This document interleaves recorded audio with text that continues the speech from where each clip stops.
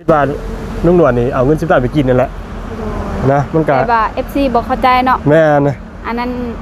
ซาซีดอกแคร์สิบอกให้ก็ได้เนาะแบบว่าลุงนวดเว้าแบบว่าแล้วเว้าก็คือแบบว่าเราแก้โตเนาะนั่นซาซีดอกแคร์สิบอกให้เพราะว่าเงินที่10 ล้านนั่นก็คือเงิน10 บาทอยู่เฮานี่โดยเงิน10 ล้านตัวนี้นั่นให้ผู้เจ้าของหมอแบงเพราะว่าจึงได้ต่อไฟจากเพื่อนน้องเด้อ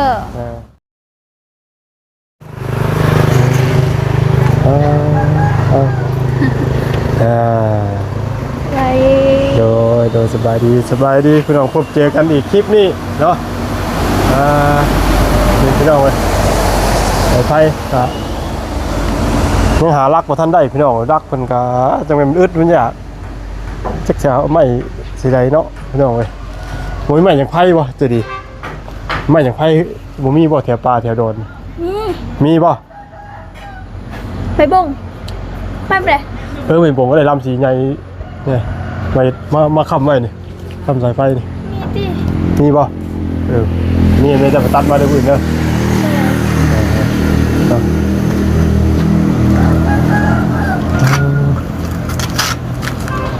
ขับร้านไปหน่อยเพื่อนเราแค่เพื่อนเนาะ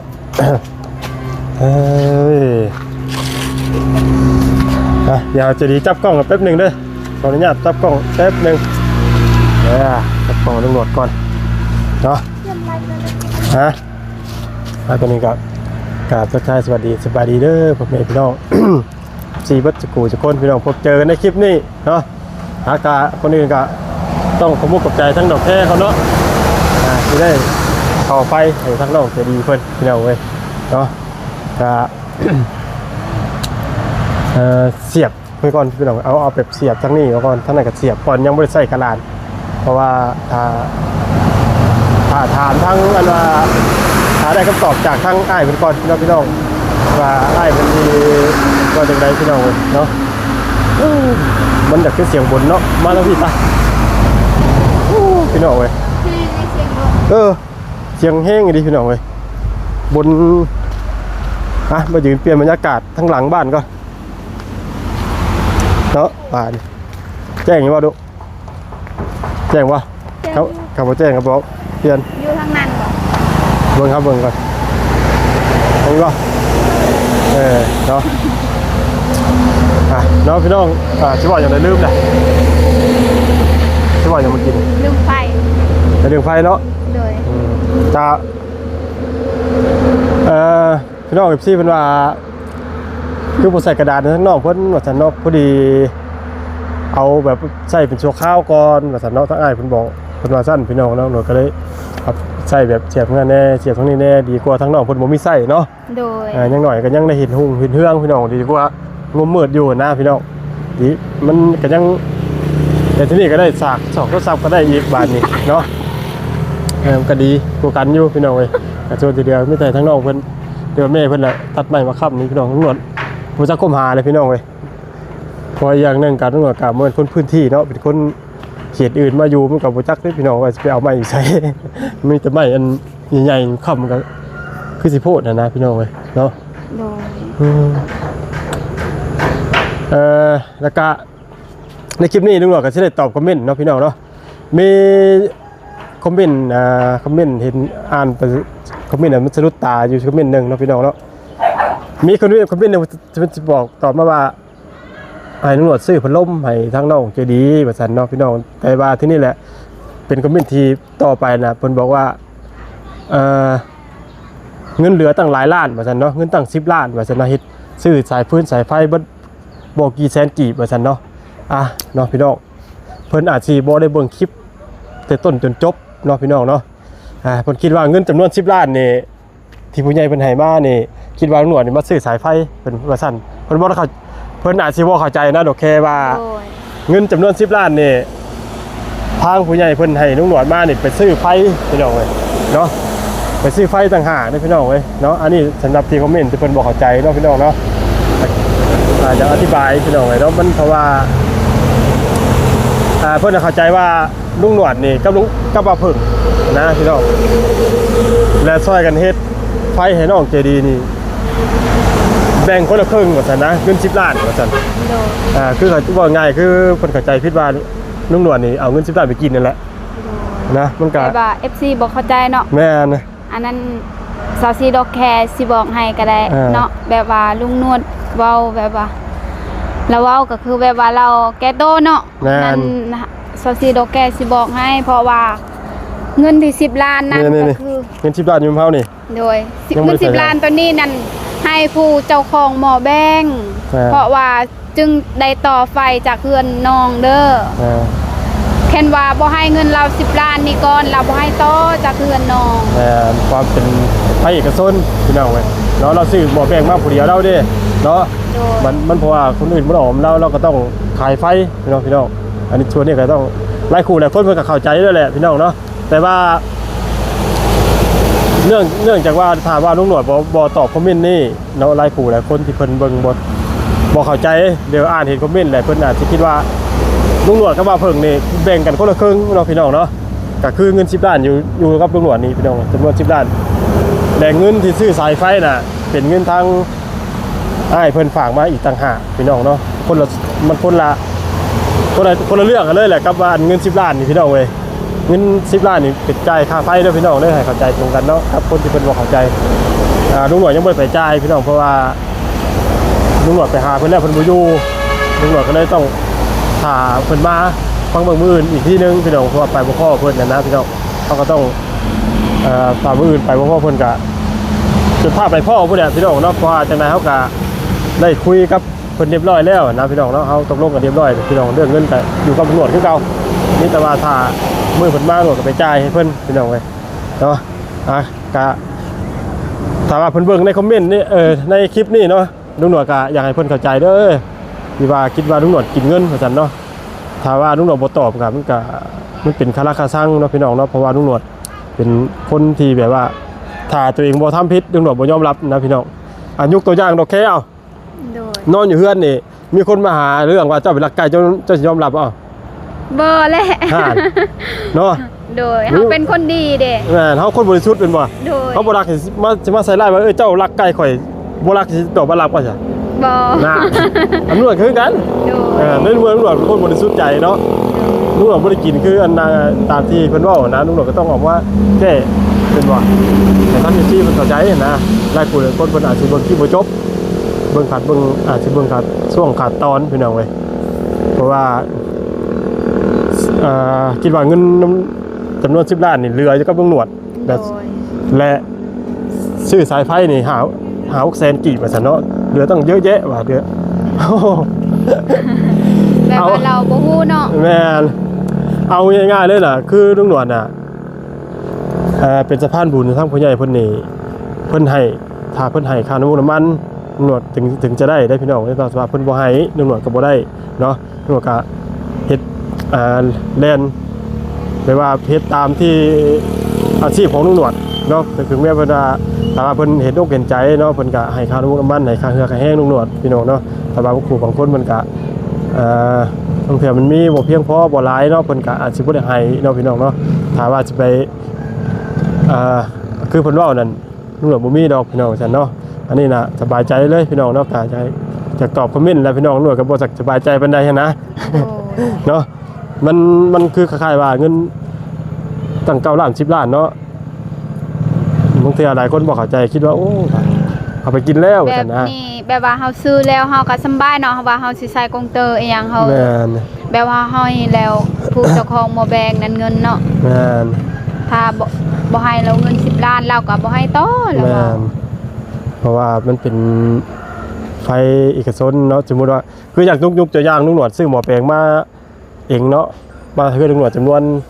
100ล้านเนาะพี่น้องแต่ที่นี่แต่มีคนอยากขอต่อลุงหนวดนี่3หลังคาเฮือน4หลังคาก็แล้วแต่ลุงหนวดก็ต้องขายไฟให้เขาเพื่อหลังคาละแม่นบ่10ล้าน5ล้านเท่านั้นเท่านี้ก็ขึ้นอยู่กับความพอใจที่เขาจะขายแม่นบ่อันนี้ก็คือกันเป็นการเสนอมาจำนวน10ล้านเนาะบัดที่นี่สมมุติว่าเขาไปซื้อหม้อแปลงมันหลายกว่านั้นแม่นบ่เขาก็ต้องจำเป็นต้องไปซื้อน้ำเพิ่นนะพี่น้องแบบเราก็เว้าดีคือกันแบบว่าเราเอาคือกันราคาเห็นแบบว่าผู้นี้ซำนี้ผู้นี้ซำนี้มันก็แบบว่าอยู่บ้านเดียวกันเนาะมันก็บ่ถึงอีกเราก็เลยเอาสำกันหลัง งใดก็คือกันเราเอา10 ล้านหมด นั่นน้องพี่น้องครับอันนี้ตำรวจก็ได้มาตอบคอมเมนต์เนาะกับมิเตอร์ชวนที่เรือบ้านน้องๆใจดีก็จะคุยเรื่อง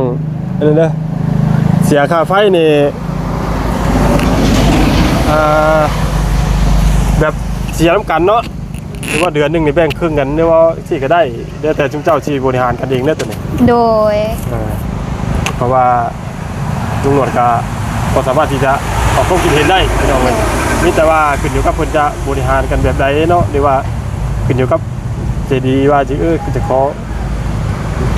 เสียเดือนหนึ่งก็ได้แต่หรือว่าจะเสียอันเดือนหนึ่งนี่2 คนเสียออกน้ำกันอย่างสี่ก็ได้แต่เนาะ โดย แต่ก็ว่าเรื่องค่าใช้จ่ายนี่ค่าพื้นค่าไฟนี่มันก็ขอโทษกันเด้อว่าไฟใช้หน่อยไฟหลายเนาะพี่น้องเนาะมันตัวนี้นะมันว่าบ่ได้เลยพี่น้องเว้ยเนาะ โดย แต่ถ้ามิตรบาเบิ่งกันเองไปก่อนนะเนาะประคองเต็มไปก่อนเนาะเพราะว่าตำรวจก็ยังหางบอยู่พี่น้องเว้ยทางทีมงานเราก็ยังโปรโมทอยู่หางบเพื่อว่าอยากให้ทั้งนอกจะดีก็มีไฟเป็นของตัวเองนั่นแหละอยากให้เราได้ไฟเป็นของตัวเองมันสบายเนาะแม่นแต่ก็ทั้งชี้คอมเมนต์มาเรื่องเลยนะน้ำประปาเนาะพี่น้องเนาะโดยเพิ่นว่าให้ตำรวจเบิ่งเพิ่นว่าต่อตำรวจก็บ่เข้าใจว่าเพิ่นสิเข้าให้น้องใจดีบ่หรือว่าเพิ่นสิแบบใดต่อแบบใดเพิ่นว่าจากต่อจากน้ำประปาจากเพื่อนเจ้านี่ไปเพื่อนใจดีจังซี่นะแต่ว่าบ่ต้องไปหม่องอันนั้นมันใหญ่จริงนะเพิ่นก็บ่เข้าใจว่าเรื่องเกี่ยวกับน้ำไปเบิ่งดิปะครับพี่ของเจ้านี่เพิ่นต่อมาจากไสค่ะต่อจากทอใหญ่เลยทอใหญ่อยู่ไสนะพุ่นอยู่พุ่นแต่แถวนี้ก็มีคือกันทอ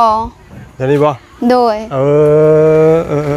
เพราะว่าเฮือนจริงๆก็ยังสายทออันเดียวกันนี่แหละเขาผู้ลิ้นหัวก็บอกเข้าใจพี่น้องคนว่าบ่ต้องอันซื้อทอใหญ่เพิ่นว่านะบ่ต้องถือทอใหญ่แล้วเฮ็ดแบบใดเขาก็ยังงงอยู่นั่นนี่งงนั่นนี่เด้รู้ป่ะเขาก็เขาลืมคอมเมนต์แน่นะก่อนต่อจากบ้านดอกแค่มาเฮือนใจดีเนาะโดยแหละเพิ่นว่าในนี้แหละใส่อันว่ายังมิเตอร์วะมิเตอร์น้ำเป็นบ่โดยใส่มิเตอร์น้ำเลยเพิ่นว่าซั่นนะแล้วบ่ต้องไปต่อเข้าหม่องท่อใหญ่น้ำมันก็บ่ได้เนาะมันบ่ได้แหละแบบนั้นมันบ่แม่นแนวเนาะโดยเพราะว่าเฮาต่อจากท่อตัวนั้นแค่ว่าท่ออันเดียวมันสิเพไวเด้แค่ว่าเฮาต่อจากท่อแค่ว่าซื้อก็ซื้อท่อใหญ่เลยเนาะซื้อน้ำเขาเลยเขาเฮ็ดให้เลยสบายเขารับผิดชอบเองเด้เพราะว่ามันท่อมันก็อยู่แถวนี้เนาะโดยแถวนี้แหละพี่น้องตามที่เราเคสว่าเพราะว่าเราก็บ่ค่อยเข้าใจเรื่องน้ำประปงประปาอะไรพี่น้องเลยเพราะว่าฮู้แต่ว่าถ้ามีงบใส่ก็แม่นคือใส่รถนะพี่น้องว่าอยู่ใส่ก็แม่นให้ทั้งอันสร้างประปาเป็นจัดการรถนะก็ว่ามีงบพี่น้องเนาะจำนวนหาล้านมันบ่ยากหรอกพี่น้องเว้ยพอแต่ว่ามันมีงบมาเนาะคิดว่ามีงบแล้วยังบ่ยังบ่ทันมีแต่ว่าเพิ่นคอมเมนต์มาแหละว่าให้ตำรวจเบิ่งว่าจากของเจ้านี่แหละขอต่อจากของเจ้านี่นะง่ายๆแต่ว่าบ่ฮู้ว่าขอต่อแบบใดนะบ่เข้าใจในคอมเมนต์พี่น้องเว้ยบ่หรือว่าเพิ่นยังบ่ฮู้แล้วแม่นเขาก็บอกเข้าใจกันส่วนเนี่ยก็แต่ว่าสิคอต่อแบบคล้ายๆคือไฟที่บอกดูว่าประมาณนี้บอกจังได๋หน่วยก็บ่แน่ใจนะโดยมันโอ้ว่าช่างเซลสาวสีดอกแค่ได้เหมือนพี่น้องมั้ยก็เซลงามแล้วมันแต่ว่าปลั๊กนี่ทั้งนี้เจ้าเสียบถาวรเด้อเจ้าบ่ต้องถอดเด้อโดยเพราะว่าเวลานอกมันใช้ไฟแล้วเนี่ยมันจะบ่ได้เอิ้นกันโดยอันนั้นคือแบบว่าบ่มีเนาะแนวปลั๊กเสียบอีหยังเวลาน้องเราอยากซักสบายกลางคืนอีหยังเด้จะบ่ต้องแล่นอยู่เฮือนเขาโหปลั๊กเสียบมันทันมีก็จะดีซื้อเอาอีกเนาะซื้อได้อยู่ว่าปลั๊กเสียบฮะโอ้ปลั๊กเสียบ บ่ซื้อผักเสียบแล้วก็ต่ออยู่พุ่นแล้วก็ใส่ดอกไฟกับผักเสียบใส่น้ำกันเลยแบบนั้นเนาะ มันยากดอกแล้วมันมีกว่า เพื่อสิไปซักโทรศัพท์ก็เวลากลางคืนเวลาแบกมันมืดเนาะไปแล่นไปซักนี่บ่แม่นว่าบ่หายแต่แบบว่ากลางคืนนี่ยังมันมืดเด้ย่านว่าฝนตก เฮ็ดดีๆก็สร้างได้เป็นหยังนะก็ แสงโซลาร์เซลล์น่ะ บ่แล้วก็ไฟฟ้าอีนี่ก็ถอด ก็นั่นแหละแบบว่าโดยแบบว่าเวลามีบักเสียบอีหยังน้องซักสบายกลางคืนบ่ให้น้องเราแล่นไปซักอยู่ คือกลางเว้นนี่ก็ถอดปลั๊กมันออก แล้วก็เสียบสิเป็นหยังแนวบ่ได้ถอดปลั๊กพี่เนาะ โดย ทั้งพี่คือดอกแค่บ่ต้องถอดเลยนะเสียบถาวรเลยนะ บ่ทอนอันนั้นแหละก็ว่าเวลาน้องเราอยากซักก็สบายแบบว่ามีผักเสียบอีหยังซักอยู่เฮือนเราเองเด้ มีแต่ขาดปลั๊กเสียบ คือกลางเว้นสิเอาเจ้าถอดปลั๊กเสียบของเจ้ากระสากได้เป็นหยังเนาะแต่ว่าเจ้ามีเงินก็ซื้อปลั๊กใหม่มาเพิ่มลากเข้าห้องนอนเพิ่งได้ น้องก็ว่าซื้อคือกันเพราะว่าสิแยกตู้เย็นได้แต่ยังบ่ทันซื้อ ใช้แบบไรแบบคือเบิ่งรู้ป่ะ เพราะว่าใส่น้ำกันกับกูอยู่เทิงน้ำกันเห็นแบบว่าตู้เย็นนั้นทรายมันสิสั้นได้เห็นก็เลยว่าสิซื้อแยกอีกไว้ว่าสิแยกตู้เย็นนั้นเอาไว้บนตู้เย็น เนี่ยแบ บั บ กเสียบแบบว่าทรายมันอยากได้ให้มันติดตัวนั้น มันมืดแต่ อ้าว เยี่ยม เห็นบ่มันสั่นแบบว่าหยับแบบนี้มันบ่ถึงอีกนะ ไอ้อันนั้นบ่ถึง ตอนนั้นจักไผเด้แบบว่าบอกว่าแบบว่าบอกให้น้องนี่แยกอันนี้น้องก็อยากแยกคือกันแบบว่าสายตู้เย็นนี่อยากเอาไว้บนนั้นเนาะ อ๋อว่าง่ายคือจะเป็นปลั๊กเสียบยอดตรงนี้นะเสียบตู้เย็นนี้วะ โดยอันนั้นแหละว่าสิซื้อแยกคือกัน แต่ว่ายังบ่ทันซื้อ ครับมันเสียบเป็นหน้ากระดานเลยสิมันก็ดีแล้วมันจะเป็นยัง บ่ได้เป็นหยัง ครั แต่ บ เวลาอยากให้มันติดกับผ้านี่เห็นเพราะว่ามาน้องมันขี้ดื้อยาน มั มัน น บ่ กัด ติดมันบ่ติดว่ะมัน ยานมันเข้าทางนี้มาหน่อยอันยานมันเข้าทางนี้ยานมันกัดใส่ตู้ คือ เย็ ส น รุปแล้วสายไฟเจ้าบ่ถึงบ่เดี๋ยวนี้ มันบ่ถึง โอ้ย อันนี้กายมันคงเสียบให้ตอนนั้นน้องเสียบแบบว่า มันก็บ่เข้าจักเทื่อ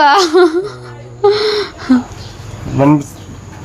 ไฟปักเสียมสั่นเด้ โดย เวลาอันนั้นน่ะมัน เฮาอยากสิบ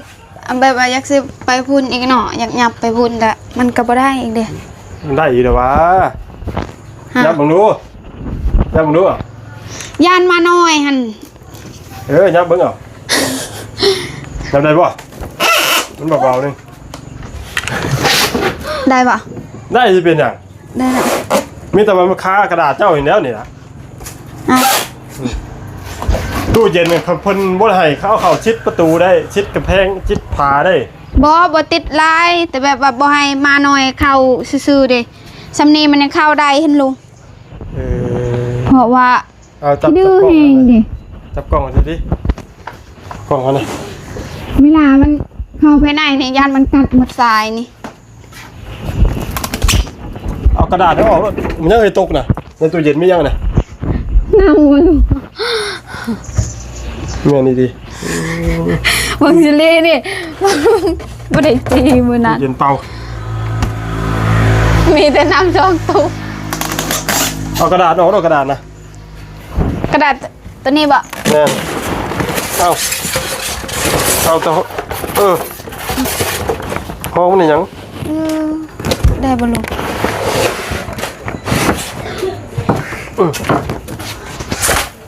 มันคือแค่อันนั้นทรายนี่มึงนี่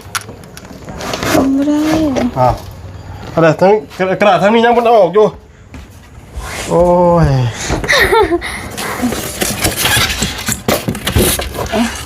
ได้แหละ นี่สายไฟตัวนี้มันกระกัดนะ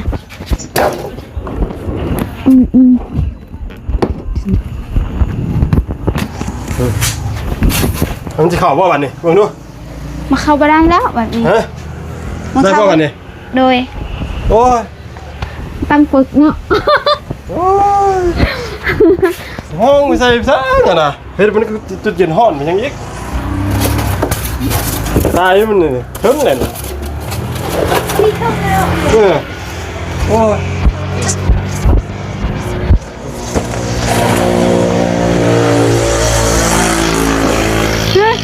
เรียบร้อยตกแล้ว สายตัวนี้นี่แนนพี่น้องเว้ย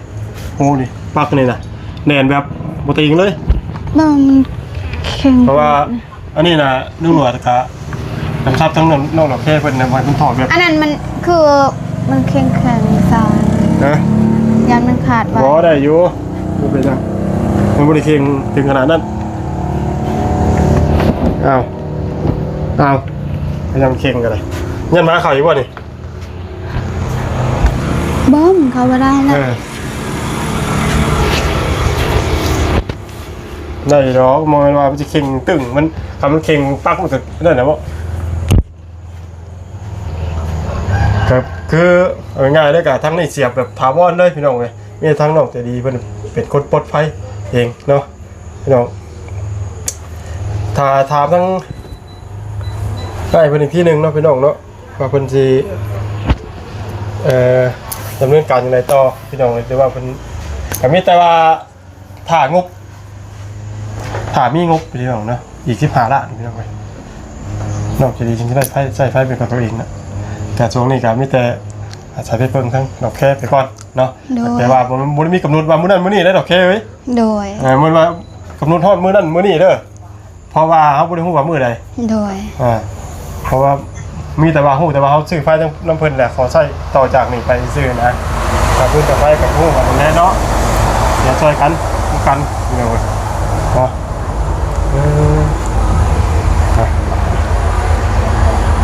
อันปักเสียบนี่บ่จะดีอันโอเคบ่เนี่ย โดยแต่ว่าบ่เอาแล้วแบบนี้มันยากอีหลีซักบ่แม่นยากซักมันยากเวลาเฮาสิยังต่ออีพุ่นแบบปักเสียบมันใส่น้ำกันได้สบายต่อ เดี๋ยวจะว่ากันเรื่องปักเสียบพี่น้องเว้ยเนาะจะดีกะตอนคือกังเว้นจังซี่นี่เฮาบ่ได้เสียบไฟตัวก็เสียบเพื่อนตัวก็ได้โทรศัพท์น่ะบ่เป็นหยังเพื่อเฮาบ่แรงว่าจังได๋ก็กังเว้นตัวก็บ่ได้ใต้อยู่แล้วดอกไฟน่ะเนาะ โดย